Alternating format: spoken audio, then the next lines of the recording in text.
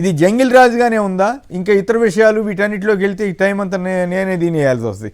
రామ్నాథ్ గారు చెప్పండి, నిజంగానే జగన్ గారు చెప్పినట్టు జంగిల్ రాజులాగానే కనపడుతోందా, ఏమైనా ధర్మంగా కనపడుతోందా? కొమ్మినేని గారు, మీకు వెంకటరెడ్డి గారికి గుడ్ మార్నింగ్.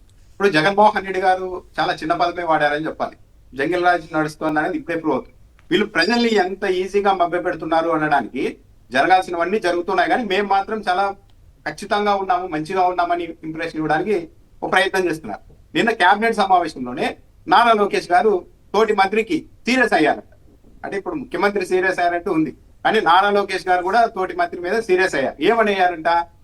సుభాష్ గారిని ఆయన ప్రశ్నిస్తూ మొన్న సంక్రాంతి సంబరాల సందర్భంగా నువ్వు మహిళలతో కలిసి ఎలా డాన్స్ వేసావు అని ప్రశ్నించారు.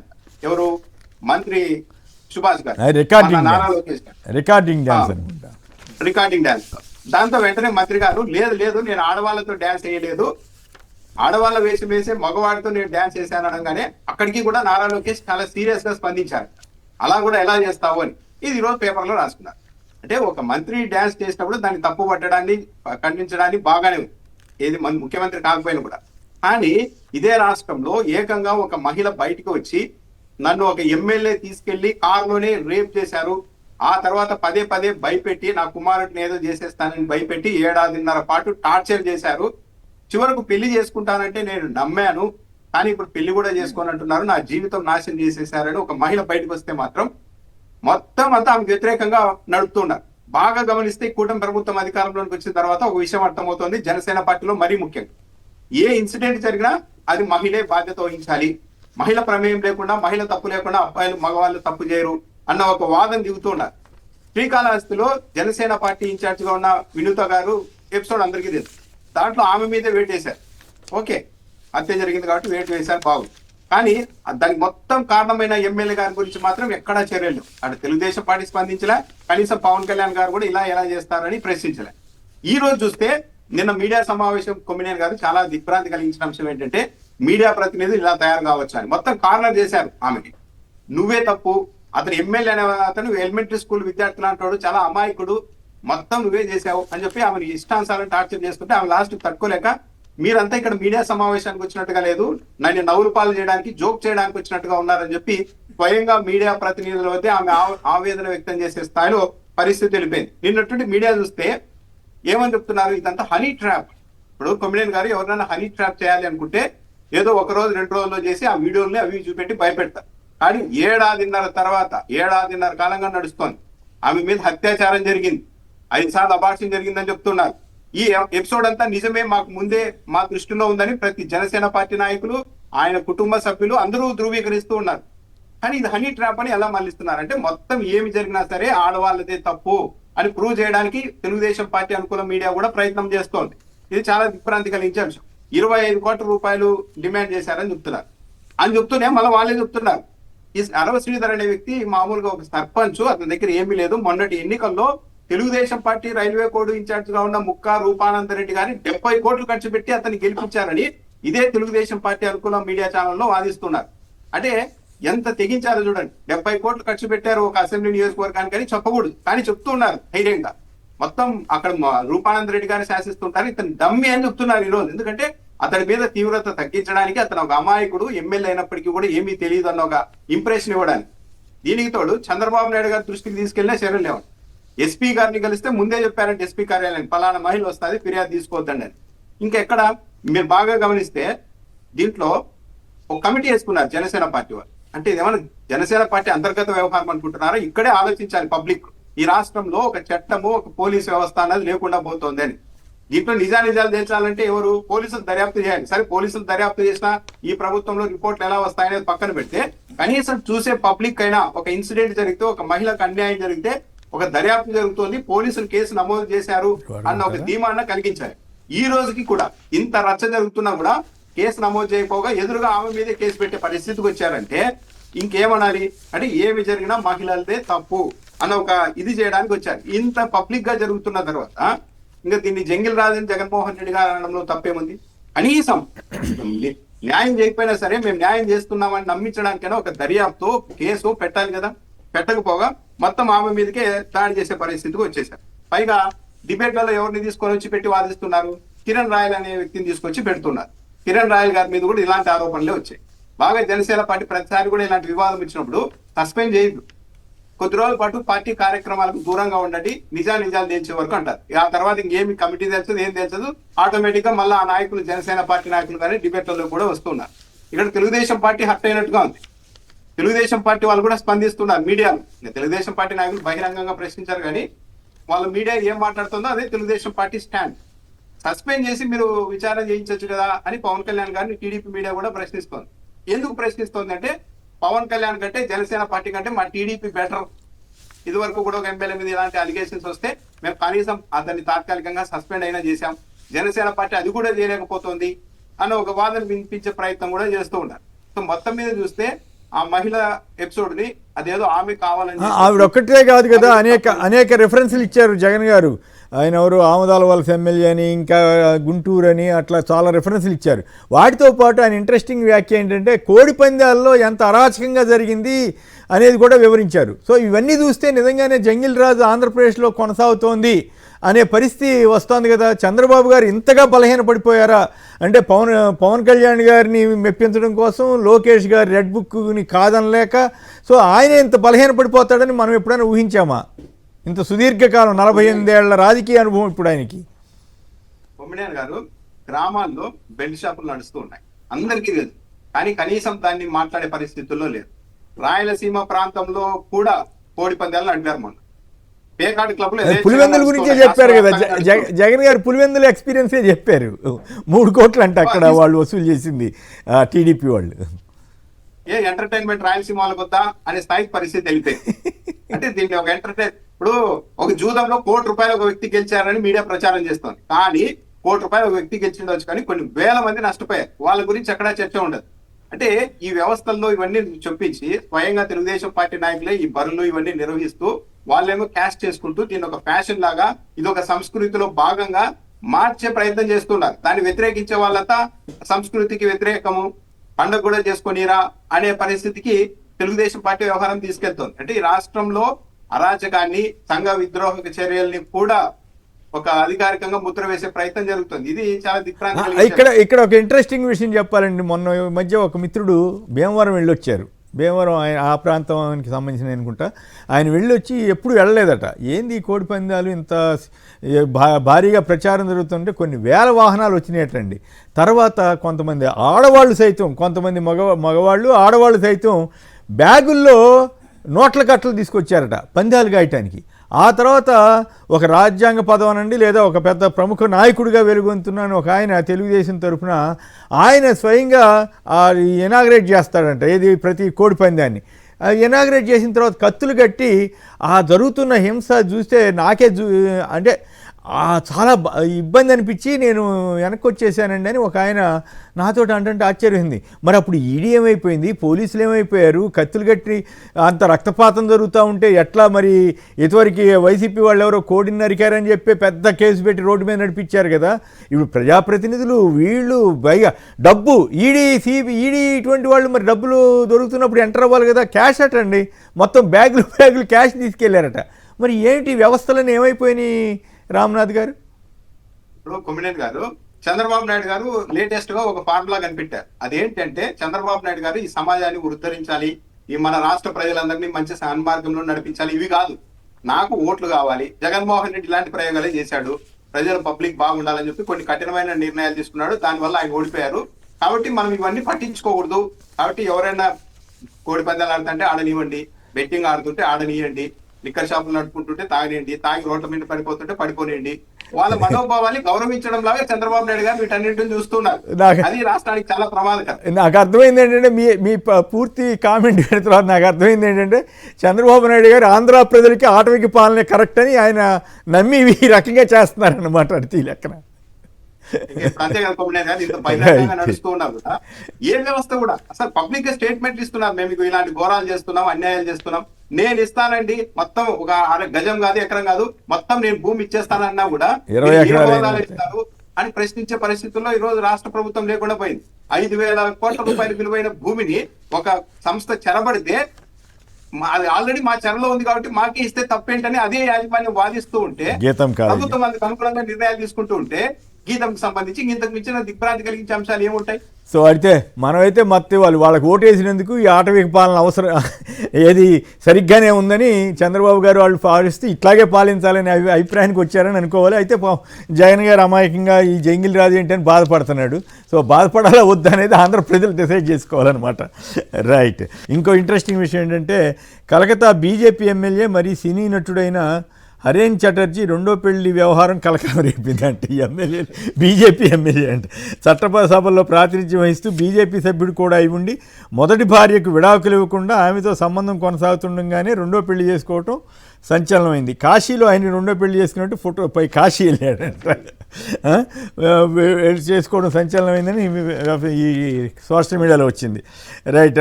ఇంకో ఇంట్రెస్టింగ్ కామెంటు, జనసేన ఎమ్మెల్యే రాసలీల వీడియో బయటికి రావడంతో జనసేన వాళ్ళు ప్రచారం చేస్తున్నారంట, ఇండైరెక్ట్గాను direct. Railway Koduru TDP incharge Mukka Rupananda Reddy హస్తం ఉందని చెబుతున్నారట అని అనుమానిస్తున్న జన సైనికులట. ఇంకో కామెంట్ ఏంటంటే జోక్గా కూటమికి విడాకులు లేవని ఆయన ఒక నాయకుడు అన్నారు కదా, ఏమన్నాడు? కూటమికి 15 ఏళ్ల పాటు విడాకులు లేవని నిన్న లోకేష్ గారు అన్నారా? అది దానికి సంబంధించిన నెటిజన్లు ఏమంటున్నారంటే మీకు విడాకులు ఎందుకుంటే అబార్షన్లు రేపులే ఉంటాయి కదా, అబార్షన్లు రేపులే అంటే వాళ్ళ ఎమ్మెల్యేలు అబార్షన్లు చేస్తూ ఉంటారు, వాళ్ళ ఎమ్మెల్యేలు కారులోనే రేపులు చేస్తూ ఉంటారు, అంటే నగ్నంగా న్యూడ్ వీడియోలు చూపించమంటారు వాట్సాప్ కాల్ చేసి, అవి తప్ప మీకు విడాకులు ఎందుకుంటాయి అంటే విడాకులు అంటే పద్ధతిగా తీసుకునేది అంతే కదా, మీకు పద్ధతులు లేకుండా వాయు వరుసలు లేకుండా చేస్తానే ఉంటారు అనేది దానికి అబార్షన్లు అనేది ఇక్కడ విడాకులేగా విడాకులు అబార్షన్లు రేపులు ఉంటాయి అని. రైట్. అంటే దాంట్లో మీరు యాడ్ చేసినట్టున్నారు, వాళ్ళు రాసిన దాంట్లో మాత్రం అబార్షన్లు మాత్రమే ఉంటాయని వాళ్ళు జోకేశారు, మీరేమో దానికి యాడ్ చేశారు. జగన్ గారు చెప్పినట్టుగా ఓకే. పెద్దిరెడ్డి గారు కొండపిరించి, పెద్దిరెడ్డి గారు చెప్పండి, జగన్ గారు చెబుతున్నట్లు ఇది జంగిల్ రాజేనా? పాపం ఆయన అమాయకుడు అనుకోవాలా? ఈ జంగిల్ రాజుని చూసి బాధపడుతున్నాడు కానీ ఆంధ్ర ప్రజలు కావాలనే ఈ జంగిల్ రాజుని ఎన్నుకున్నట్ల, మీకు ఇదే కరెక్ట్ అని చంద్రబాబు గారు కూడా ఫీల్ అవుతున్నట్లు అనుకోవాలా ఇందాక రామ్నాథ్ గారి విశ్లేషణ ప్రకారం? Good morning sir. విశ్లేషకులకు రామ్నాథ్ గారికి అట్లాగే మా బ్రదర్ వెంకటరెడ్డి గారికి వాళ్ళ వాయిస్ ఎప్పుడు ఈ ప్రజలకు ఉపయోగపడే విధంగా ఇస్తారు కూడా అని అందరూ ఫీల్ అవుతున్నారు రాష్ట్ర ప్రజలు. ఇంకోటి సార్, కర్మ రిటర్న్స్ అనేది ఖచ్చితంగా ఇవాళ ఆంధ్రప్రదేశ్ చూస్తున్నారు సార్. ఎందుకంటే కల్తీని ఏం చెప్పేసి రాజకీయం కోసం వెంకన్న స్వామి లడ్డూని ఎప్పుడైతే అపచారం చేశారో కూటమి ప్రభుత్వానికి ఆ రోజు నుంచి స్టార్ట్ అయిందండి. దాంతో అంటే ఇప్పుడు కాదుగా మీరు ఆ ప్రస్తావన తెచ్చారు కాబట్టి మళ్ళీ దాని మీద మళ్ళీ మాట్లాడదాం. దాని ప్రస్తావన తెచ్చారు కాబట్టి ఇప్పటికి కూడా తప్పు జరిగిందని చెప్పకుండా ఎదురుదాడి చేయమని చెబుతున్నారట, అది పరిస్థితి. నిన్న కూడా ఇచ్చారు కదా, అదంతా సిబిఐ అదంతా ఏం లేదని చెప్పి దీని మీద మళ్ళీ రివర్స్ మొదలు పెట్టండి అని చెప్పి చెప్తున్నారు సార్. ఇంకోటి, ఇప్పుడు జంగిల్ రాజు అంటే సంక్రాంతికి పద్ధతిగా డాన్స్ చేయించుకోవచ్చు, గత ఎప్పటి నుంచో ఉంది. ఇవాళ రోజున మంత్రులు లేకపోతే ఎమ్మెల్యేలు ముందుండి నడిపించేది సార్, అసలు ఎంత దారుణం అండి అసలు అది. ఇంకోటి, ఇప్పుడు ఏమైందంటే పవన్ కళ్యాణ్ వాళ్ళని ఏమైనా ప్రశ్నిస్తే చంద్రబాబుకి భయం, 29లో విడిపోతే మనం గెలవలేమనేది వాళ్ళకు ఉందండి. దానివల్ల వీళ్ళు ప్రశ్నించలేకపోతున్నారు.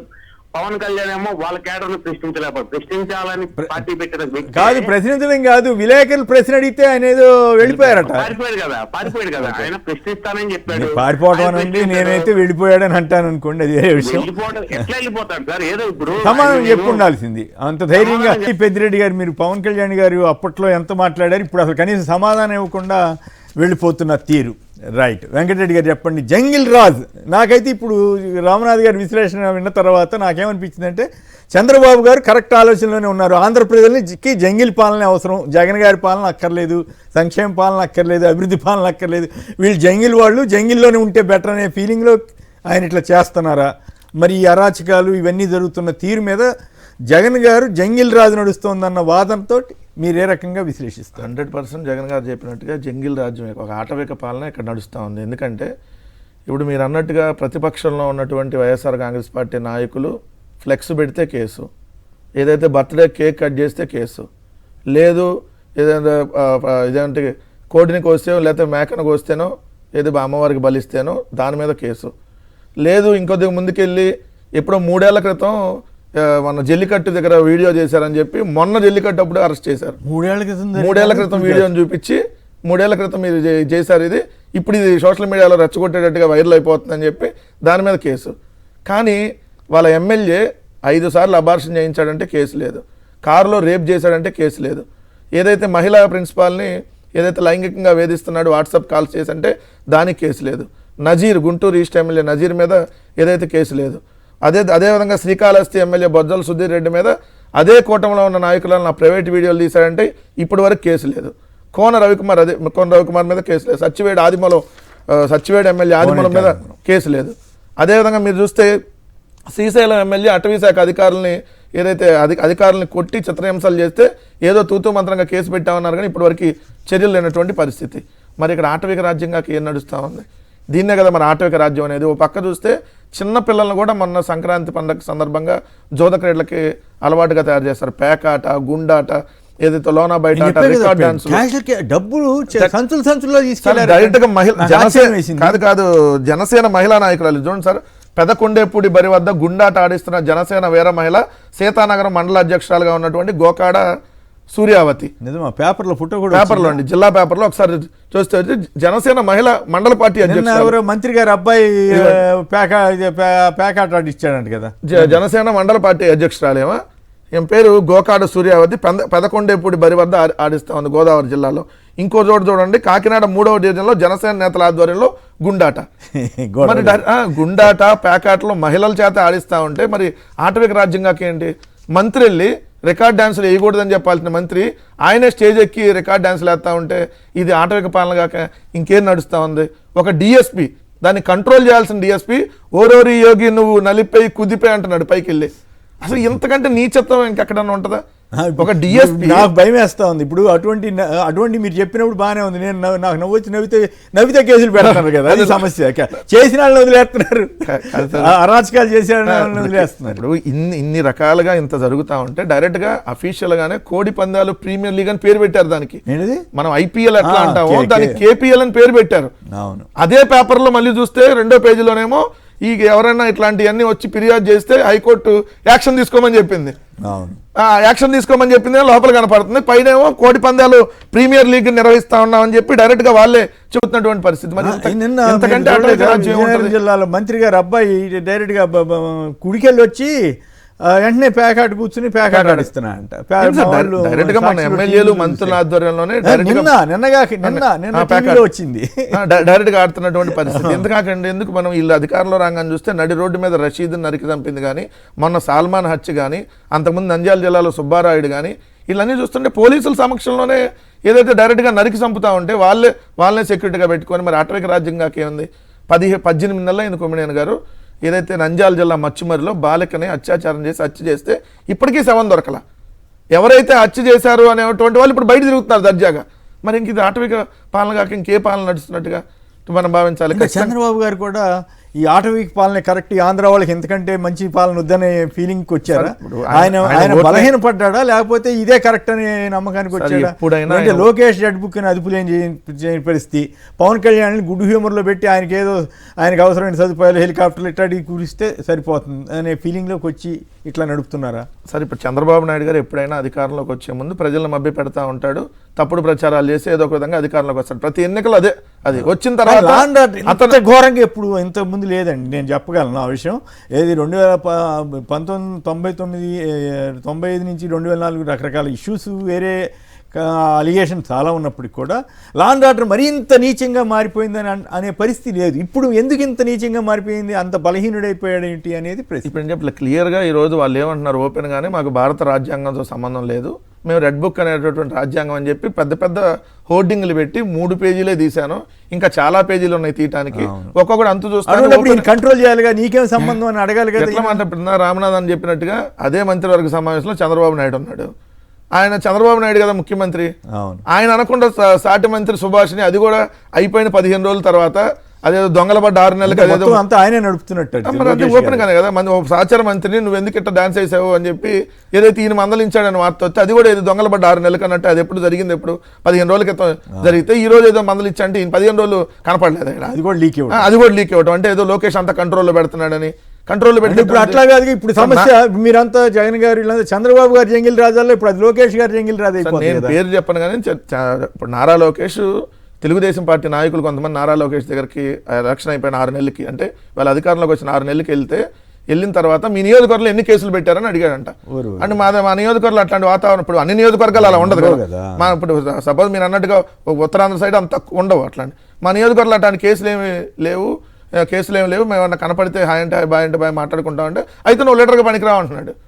అంటే ఎవరైతే కేసులు ఎక్కువ పెడతారో వాళ్ళే లీడరు, ఎవరైతే ఎక్కువ ఈ దౌర్జన్యాలు చేస్తారో ఎవరైతే దాడులు చేస్తారో వాళ్ళనే లీడర్గా ప్రమోట్ చేస్తాను.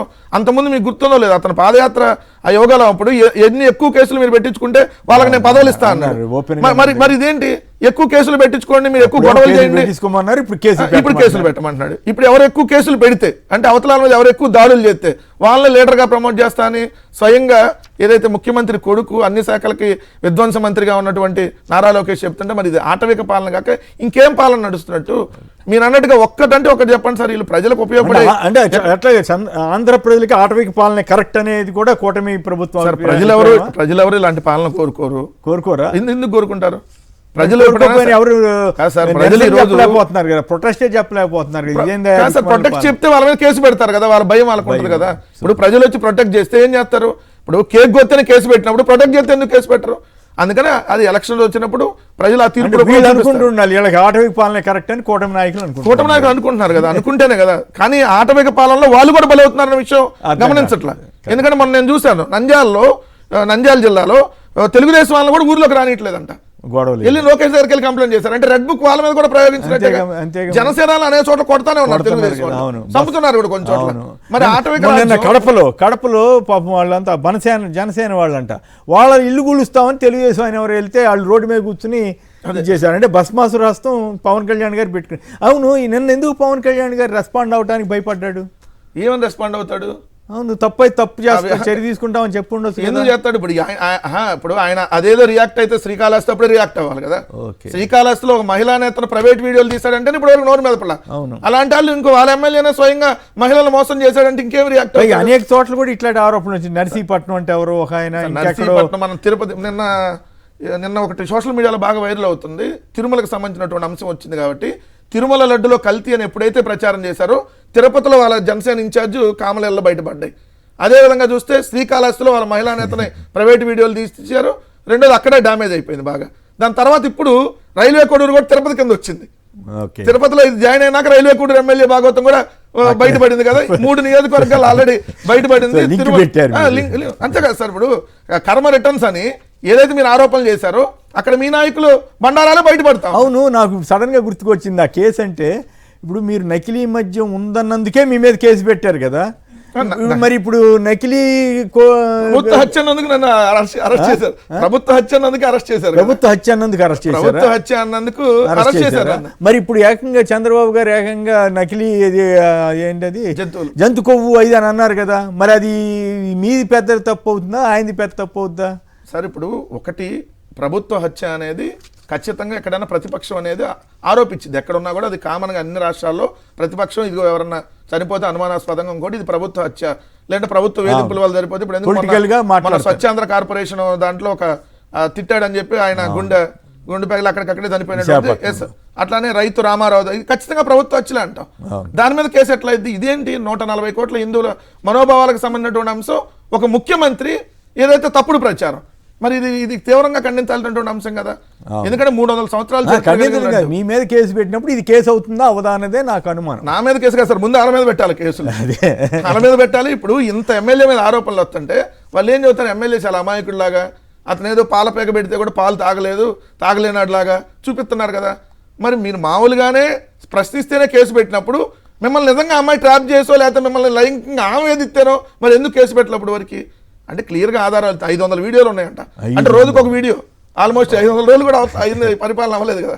అంటే రోజుకు ఒక వీడియో ఉందంటే ఇంక వీళ్ళు పరిపాలన ఏం చేస్తున్నట్టు? రోజు వీడియో కాల్స్ లేదంటే ఆడియో కాల్స్ ఇంకా ఈ రాష్ట్రాల్లో చేస్తున్నట్టు కదా. పరిపాలన ఏం చేయట్లేదని క్లియర్గా అర్థం అవుతుంది కదా. రైట్. పేరయ్య గారు టంగ్ 2 నుంచి. పేరయ్య గారు నమస్తే, సంక్షిప్తంగా మాట్లాడు. ఓకే.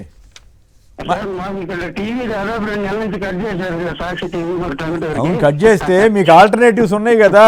ఒకటి ఒక్క నిమిషం మిత్రమా ఒక్క నిమిషం. ఆల్టర్నేటివ్స్ ఏమిటి? ముందు ఆ కేబుల్ నెట్వర్క్ అతను మాకు మీ నెట్వర్కే అక్కర్లేదని వదిలేసేయటం. రెండు ఇతరత్ర స్కై టీవీలు ఉన్నాయి కదా, టాటా అని డిజి ఇంకా ఎయిర్టెల్ అని ఇట్లాంటివి ఉన్నాయి కదా, వాటిల్లో వాడుకోవటం. ఇక ఆ రెండు కూడా కానప్పుడు యూట్యూబ్లో చూడవచ్చు. ఓకే సార్ ఒక్క నిమిషం ఆ. హలో సార్, మాట్లాడండి సంక్షిప్తంగా. నీలం సంజీవ్ రెడ్డి గారు ఈ ప్రైవేటు బస్సులు జాతీయం చేయడానికి ఒక చిన్న అలిగేషన్ ఇస్తే ఆయన రాజీనామా చేశారు. అలిగేషన్ ఏం రాలా ఆయన మీద. ప్రైవేట్ బస్సులు జాతీయం చేయడం తప్పు, కరెక్ట్ కాదని ఆ రోజున కోర్టు తీర్పు ఇచ్చింది. దానికే నా అభిప్రాయం తప్పు అన్నారు కాబట్టి నేను రాజీనామా చేస్తున్నానని చేశారు. అది అలాగే నేదురుమల్లి జనార్దన్ రెడ్డి ఈ బీఈడి కాలేజీల మీద ఒక అలిగేషన్ ఇస్తే ఆయన రాజీనామా చేశాడు. అవును. ఇప్పుడు చంద్రబాబు నాయుడు గారికి గంటన్నర సేపు సుప్రీం కోర్టులో చుక్కలు చూపిస్తే ఇప్పుడు ఆయన రాజీనామా చేస్తారా లేదనేది ప్రజల మీద మొత్తం ప్రధానమైన ఆరోపణ జంతు కొవ్వు నెయ్యి. ఆ కొవ్వు జంతు కొవ్వు కలిసింది అన్నది కలవలేదని సిబిఐ చెప్పింది. చెప్పిన తర్వాత ఇప్పుడు రాజీనామా చేయాలని పేరు నాని గారు వాళ్ళు డిమాండ్ చేశారు. కానీ ఎదురుదాడి చేయమని ఆయన సలహా ఇచ్చినట్లుగా ఇవాళ పేపర్లో వార్తలు వచ్చినాయి. రైట్. మరొకరు జయప్రకాష్ గారు, మరొకరు జంగిల్ రాజ్ అన్న జగన్ గారి వ్యాఖ్యలతో ఏకీభిస్తారా? Sir good morning sir. నమస్కారం. ఇది ఆటవిక రాజ్యం అనడానికి ప్రత్యక్ష సాక్ష్యం ఎట్లా అంటే, ఇప్పుడు నిన్న వాళ్ళ ఛానల్లోనే అక్కడున్న యాంకర్ గాని అక్కడున్న సిపిఎం నేత గాని ఈ ప్రైమా ఫేసీ కేసు ఉంది ఈ పర్టికులర్ కేసులో, అలాగే ఆదిమూలం కేసులో గానీ టీడీపీ ఎమ్మెల్యే ఆదిమూలం కేసు గానీ ఇప్పుడు ఈ కేసులో గానీ ప్రైమా ఫేసీ కేసు ఉంది కాబట్టి దీని మీద ఖచ్చితంగా యాక్షన్ తీసుకోవాలి. వాళ్ళు చెప్పే యాక్షన్ ఏంటి, జస్ట్ సస్పెండ్ చేయడం అంట. పోలీస్ శాఖ ఏం చేస్తుంది, డీజీపీ ఏం చేస్తున్నారు, న్యాయ వ్యవస్థ ఏం చేస్తుంది, సుమోటోగా కేసు తీసుకొని ఫస్ట్ పోలీస్ కేసు ఫైల్ చేయాలి. ఎందుకంటే అమ్మాయి చెప్పిన దాంట్లో బలత్కారం ఉంది, థ్రెటనింగ్ ఉంది, బ్లాక్ మెయిల్ ఉంది, టార్చరింగ్ ఉంది, సీఎం గారిని కలిసిన డీసీఎం ఓఎస్డీని కలిసిన డీజీపీ గారికి మెసేజ్ పంపించి డీజీపీ గారికి కూడా పెట్టాను అంది కదా, ఎస్పీ గారికి పెట్టినా ఏమి చేయనప్పుడు ఇంకా అందుకనే జగన్ గారు జంగిల్ రాజు అంటున్నారు. చంద్రబాబు గారు ఇదే ఈ జంగిల్ రాజు నడిపేయాలనే ఫీలింగ్లో ఉన్నారా ఏమిటి? జంగిల్ రాజు కాదు, మనది ప్రజాస్వామ్యం, పద్ధతిగా చేయాలని ఆయన మంచి పేరు తెచ్చుకోవాలని ఆలోచన మరి కొరవడిందో ఏమో తెలియదు. రైట్. మంచిగా దుస్తులు ధరించాలని చెప్పడం తప్ప, కట్టుకోవద్దంటే కదా తప్పు అని వెంకయ్యనాయుడు గారు ఇంట్రెస్టింగ్ వ్యాఖ్య చేశారు. అయితే ఆ నటుడు చేసిన వ్యాఖ్య అది కాదు కదా, ఆ మహిళను ఉద్దేశించి చేసిన అభ్యంతరకర పదం. మరి ఆయనేమో ఇట్లా చెప్తున్నారు. ఎవరు మంచి దుస్తులు ధరించొద్దని ఎవరు చెప్తారు? వెంకయ్యనాయుడు గారు ఎందుకు ఇట్లా అన్నారో, ఆయన మిస్లీడ్ అయ్యారా లేకపోతే మద్దతు ఇవ్వటం కోసం అట్లా అన్నారో తెలియదు. కానీ ఎందుకు అన్నారో. మరోవైపు ఏమో చిరంజీవి గారు ఈ కాస్టింగ్ కౌచ్ అంటే సినిమాల్లో ఈ మహిళలను వేధించేది లేదు అన్నట్లుగా మాట్లాడితే కొందరు మహిళా సింగర్స్ చెన్మయ్య అంట ఇంకెవరెవరో కొందరు ప్రముఖులు తీవ్రంగా వ్యతిరేకిస్తున్నారు. సో అలాగే ఈ చిరంజీవి గారిది వెంకయ్యనాయుడు గారి వ్యాఖ్యల మీద కూడా సంక్షిప్తంగా మాట్లాడిన తర్వాత తిరుపతి లడ్డు ఇష్యూలోకి వెళ్దాం. రామ్నాథ్ గారు చెప్పండి, ఇంతకీ రాజకీయాల్లో చూసాం 20 కోడూరు కానీ ఇప్పటి వరకు మీరు అనేక ఎగ్జాంపుల్ చెప్పారు జంగిల్ రాజులో భాగంగా. సినిమాల్లో కాస్టింగ్ కౌచ్ ఉందా లేదా, మహిళలకు వేధింపులు ఉన్నాయా లేవా అన్న దాని మీద చిరంజీవి గారు కొత్త చర్చకు తెరలేపారు. దాంట్లో ఆయన రకరకాల వ్యాఖ్యలు చేశారు. అవన్నీ మళ్ళీ నేను చదివినిపించి టైం వేస్ట్ చేయడం ఇష్టం లేదు, ఎక్కువ టైం పడుతుంది కాబట్టి. కొందరు మహిళలకు సంబంధించిన సింగర్ చెన్మయ్య గారు సింగర్ గారు కానీ ఇంకో కొందరు మహిళా ప్రముఖులు వ్యాఖ్యానం చేశారు. అలాగే వెంకయ్యనాయుడు గారు ఏమో మంచి దుస్తులు ఉండాలని చెప్పడం తప్ప అని ఆయన అంటున్నారు. సో ఈ రెంటిని మీరు ఎట్లా చూస్తారు? ఇప్పుడు మొత్తం చిత్ర పరిశ్రమలో మెగాస్టార్ వరకు ఎదిగిన తర్వాత కూడా చిరంజీవి గారి మీద చాలా క్లీన్ పర్సన్ గానే పేరు, ఎక్కడా కూడా ఇలాంటి ఆరోపణలు ఆయన మీద లేవు. చాలా మంచి వ్యక్తి. కాకపోతే ఒకవేళ మహిళల్లో గౌరవం నింపాలి, వాళ్ళలో ధైర్యం నింపాలి, చిత్ర పరిశ్రమకి వచ్చేలాగా వాళ్ళలో ధైర్యం నింపాలి అనుకుని ఉంటే ఇక్కడ అలాంటివన్నీ ఏమీ లేవు. మీరు ధైర్యంగా రండి, అలాంటివి ఏమన్నా ఉంటే మా లాంటి వాళ్ళం ఉంటాం మీకు అండగా అని ఉండింటే బాగుండేది.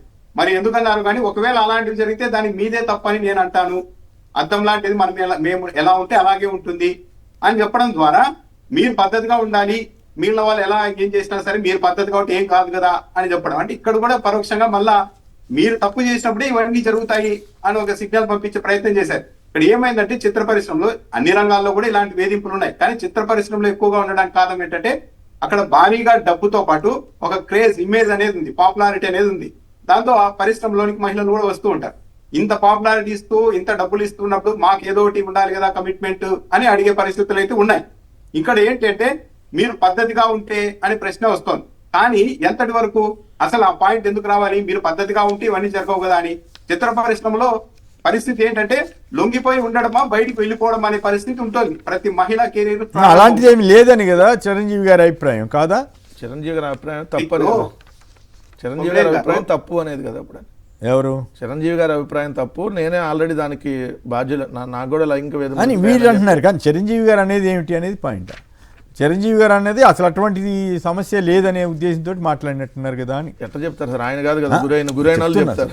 చెప్తున్నా దాంట్లో ఆయన కామెంట్, ఒరిజినల్ కామెంట్ ఏంటి? కమలేన్ గారు టాప్ డైరెక్టర్ మీద కూడా ఒక ప్రముఖ హీరోయిన్ గా పనిచేసిన మహిళ ఫిర్యాదు ఇచ్చారు. ప్రతి 6 నెలలకు ఒకసారి గుర్తు చేస్తూ ఉంటారు, నేను ఫిర్యాదు ఇచ్చి ఏళ్ళు గడిచింది, చర్యలు లేవు అని. మరి అది లేకుంటే తేల్చాలి కదా, కనీసం మూవ్ ఎందుకు కావడం లేదు అంటే ప్రతిదీ కూడా చిత్ర పరిశ్రమలో ఆయా హై స్థాయిలో ఉన్న వాళ్ళు మొత్తం అన్నింటినీ కూడా కప్పిపుచ్చే ప్రయత్నం చేస్తూ ఉన్నారు. వెంకయ్య నాయుడు గారు ఈరోజు అన్నారు, యాక్చువల్లీ మంచి బట్టలు వేసుకోవడము చెప్తే తప్పు కాదు, అది కాదు అనేది ఆయన. మహిళల గురించి వస్తువులు అది ఇదంటూ మాట్లాడారు. చాలా అభ్యంతరకరమైన పదాలు వాడారు. దాని వల్ల ఇష్యూ నడిచింది. దాంతో పాటు గతంలో హీరోయిన్లు టచ్ చేయకుండా కూడా శృంగార సన్నివేశాలని పండించే వాళ్ళు ఇప్పుడు గిల్లినా గోకినా కూడా పండడం లేదని కూడా వెంకయ్య నాయుడు గారు అంటున్నారు.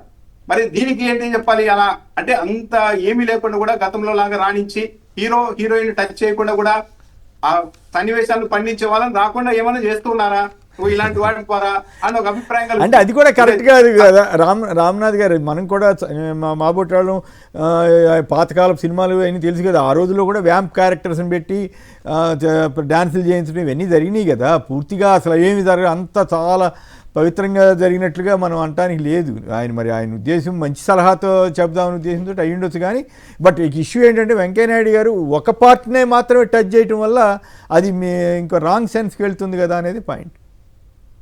అదే కొమ్మినేని గారు, ఇప్పుడు వెంకయ్య నాయుడు గారు చెప్తున్నది ఏంటి?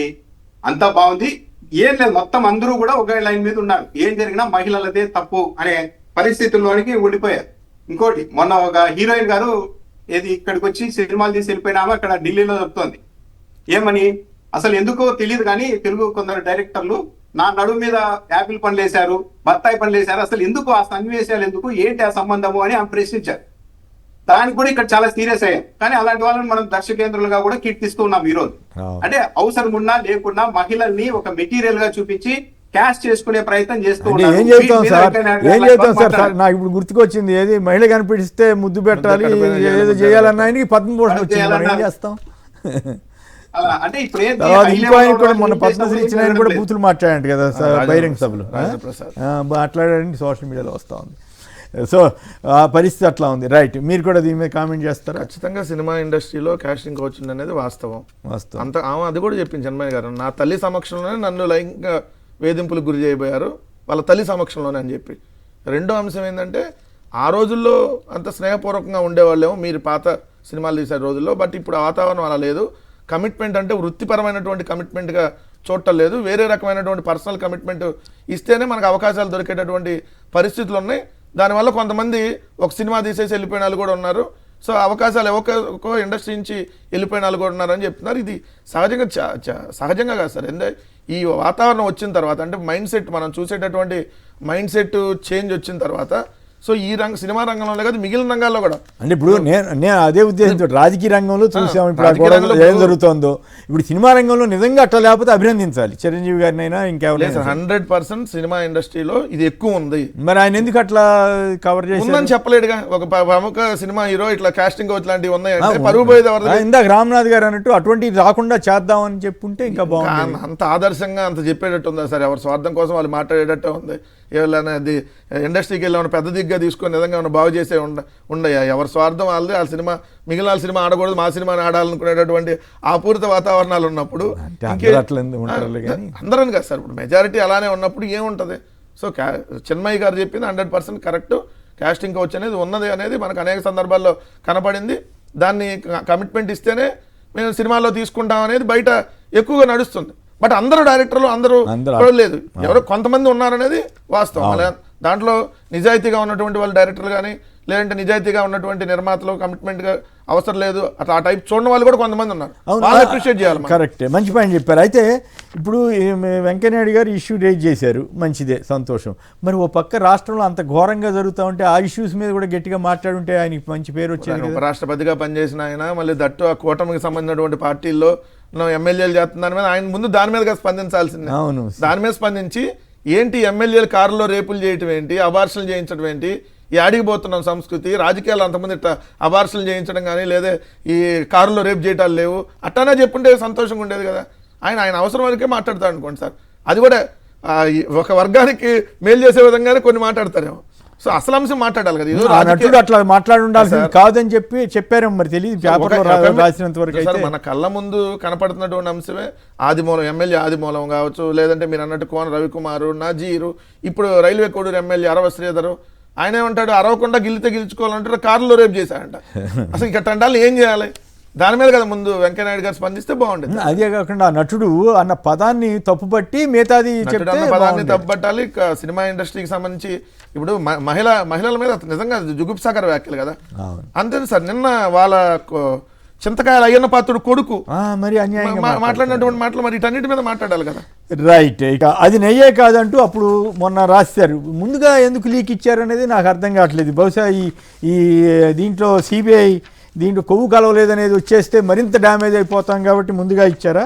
ఇప్పుడు లడ్డు కల్తీ అయిందనే చెప్పమని చంద్రబాబు గారు చెబుతున్నారంట. ఇప్పటికి కూడా పశ్చాత్తాపం లేదా, అనుమానమే అది కల్తీనయ్యే అని చెప్పమని ఎల్లో మీడియా రాయటం, అదే ప్రచారం చేయండి అని వీరు చెప్పటం. కల్తీనయ్యే కేసులో ఛార్జ్ షీట్ పైన దుష్ప్రచారం జరుగుతోందని చంద్రబాబు గారు అనంట. ఇంతలో దుష్ప్రచారం ఏమిటి?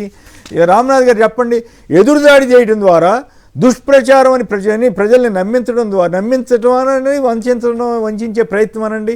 వీటి ద్వారా తిరుమల లడ్డూకి జరిగిన అపచారం పోతుందా?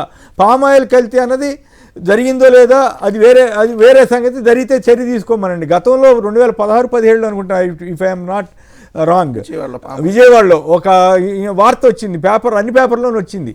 పామాయిల్ తోటి అక్కడ వాళ్ళు నెయ్యి కల్తీ కలుపుతున్నారని, దీన్ని టీటీడీకి కూడా పంపుతున్నారని ఆ రోజుల్లోనే వార్తలు వచ్చినాయి. I think during that time అనుకుంటా. సో అట్లాంటివి జరిగితే అది కూడా తప్పు, దాంట్లో అప్పుడు కాదు. కానీ మొత్తం పామాయిల్తో ఎట్లా సాధ్యం అవుద్ది? దీన్ని కవర్ చేయడానికి ఏమన్నా దాన్ని సృష్టించారా, లేకపోతే నిజంగా జరిగిందా? జరిగితే చర్య తీసుకోమండి. జగన్ గారు చెప్పినట్టుగా బోలేబాబు అన్న అతను వాళ్ళ టీడీపీ టైంలోనే వచ్చారని చెబుతున్నారు. ఆ విషయాల్లోకి వెళ్లకుండా ఎదురుదాడి చేయడం ద్వారా చంద్రబాబు గారు, పవన్ కళ్యాణ్లు, లోకేష్ గారు ఈ ఇష్యూ నుంచి బయటపడగలుగుతారా? జనం దేన్ని నమ్ముతారు? ఇప్పుడు కొమ్మినేని గారు, ప్రజలు, పబ్లిక్, వెంకటేశ్వర స్వామి కోట్లాది భక్తులు సింపుల్ గా అర్థం చేసుకోవాల్సిన అంశం ఏంటంటే, ఈ రాష్ట్రంలో వెంకటేశ్వర స్వామి టీటీడీ పరువు ప్రతిష్ట కంటే చంద్రబాబు నాయుడు గారు పరువు ప్రతిష్టే చాలా గొప్పది అని రాష్ట్ర ప్రభుత్వం భావిస్తుంది అన్నది ఇక్కడ చాలా స్పష్టంగా అర్థమైపోతుంది. ఇప్పుడు ముఖ్యమంత్రిగా ఉన్నవాళ్ళు లేదు జంతువులకు కలపలేదు అని సిట్ రిపోర్ట్ వచ్చినప్పుడు హుందాగా ఉంటే ఇది చాలా చాలా సంతోషించదగ్గ అంశము. వెంకటేశ్వర స్వామి లడ్డూలు ఏది కలవలేదని వచ్చింది, ఈ రోజు చాలా ఆనందంగా ఉందని ముఖ్యమంత్రి గారు స్పందించి ఉండాల్సింది. అలా కాకుండా లేదు కల్తీ జరిగిందని మీరు ప్రచారం చేయండి అంటున్నారంటే ఎందుకు? వెంకటేశ్వర స్వామి లడ్డు కల్తీ జరిగిందని ప్రచారం చేస్తేనే నా పొలిటికల్ మోటివ్, నా రాజకీయ ప్రయోజనాలు ముడిపడి ఉన్నాయి, అప్పుడే నా రాజకీయ ప్రయోజనాలు నెరవేరుతాయనే ఉద్దేశం కాకపోతే చంద్రబాబు నాయుడు గారు నిన్న కూడా లేదు దాడి చేయండి, ఎదురు దాడి చేయండి, అసలు మీరు మంత్రులంతా ఏం చేస్తూ ఉన్నారని ఇంత సీరియస్ అవుతూ ఉన్నారంటే తిరుమల ప్రతిష్ట ఏమైపోయినా సరే పర్లేదు, చంద్రబాబు నాయుడుగా ఒక ముఖ్యమంత్రిగా నేను చేసిన ఆరోపణ నిజమని పబ్లిక్ నమ్మాలి అనే దిశగా చంద్రబాబు నాయుడు గారు తీసుకెళ్తూ ఉన్నారు. కొమ్మినేని గారు ఈరోజు ఈనాడులో రాశారు. సింపుల్ గా చెప్పేస్తే ఈ హర్ష్ ఫ్రెష్ అనేది చంద్రబాబు నాయుడు గారి హయాంలోనే వచ్చింది అని ఈనాడులో రాశారు. ఏది సిట్ రిపోర్ట్ లోనే ఉంది. ఇది తర్వాత బోలే బాబాగా పేరు మార్చారని చెప్తూ ఈ డైరీ హర్ష డైరీ అనేది 2018 నుంచి టీటీడీ నెయ్యి టెండర్ లో పాల్గొంటోంది. 2018 ఎవరు? కొమ్మినేని గారు ముఖ్యమంత్రి చంద్రబాబు నాయుడు గారు ఉన్నారు, తెలుగుదేశం పార్టీ ప్రభుత్వం ఉంది. 2018 ఏప్రిల్ 17న అప్పటి ఈవో ఆదేశాల మేరకు ఈ ఒక కమిటీని వేశారంట. ఏది? ఇన్స్పెక్షన్ కి. ఆ కమిటీ వెళ్ళి లేదు ఈ హర్ష్ ఫ్రెష్ డైరీకి పాలు ఉత్పత్తి చేసే సామర్థ్యం ఉంది, భారీ స్థాయిలో నెయ్యి ఉత్పత్తి చేసే సామర్థ్యం ఉందని తప్పుడు నివేదిక ఇచ్చారని చెప్పారు. ఎప్పుడు ఇది? 2018 ఏప్రిల్లోనే, అంటే చంద్రబాబు నాయుడు గారు ముఖ్యమంత్రిగా ఉన్న సమయంలోనే ఒక తప్పుడు నివేదికను టీటీడీ వాళ్ళు ఇచ్చారు.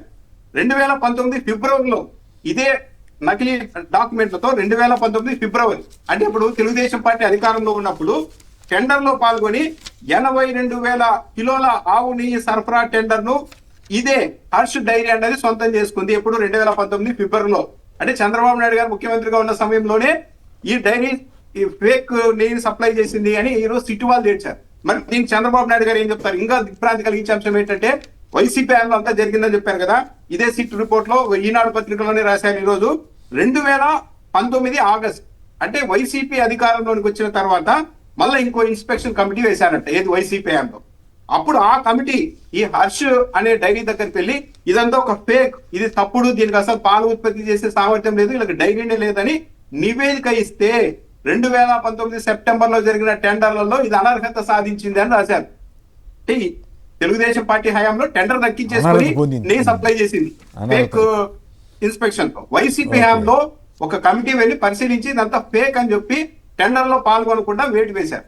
మరి అప్పుడు దీన్నేమనాలి? పైగా చంద్రబాబు నాయుడు గారు వైసీపీ హయాంలో జరిగింది అంటున్నారు కదా కొమ్మినేని గారు. ఈ ట్యాంకర్లు వచ్చింది తెలుగుదేశం పార్టీ హయాంలో కొండ మీద. ఈ శాంపిల్స్ పరిశీలించింది తెలుగుదేశం పార్టీ హయాంలో వచ్చిన ట్యాంకర్లకు సంబంధించిన శాంపిల్స్. మరి వైసీపీ హయాంలో జరిగిందని ఎలా చెప్తున్నారు? అంటే తెలుగుదేశం పార్టీ హయాంలో జరిగింది కాబట్టి అంతకుముందు జరిగింది అనమాట. అన్ని ఊహాజనితమైనటువంటి అంశాలు. అంటే నాకు ఒక డౌట్ వచ్చిందండి. ఈ కొవ్వు, జంతు కొవ్వు అనేది బాగా ఎస్టాబ్లిష్ అయిపోయింది కదా, ఆయన తప్పుడు ప్రచారం అనేది ఎస్టాబ్లిష్ అయింది కదా.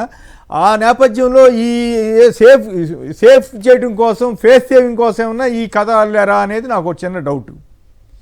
100% కొమ్మినేని గారు, ఈ సిట్టులో రాష్ట్ర ప్రభుత్వం నియమించిన వాళ్ళు కూడా ఉన్నారు.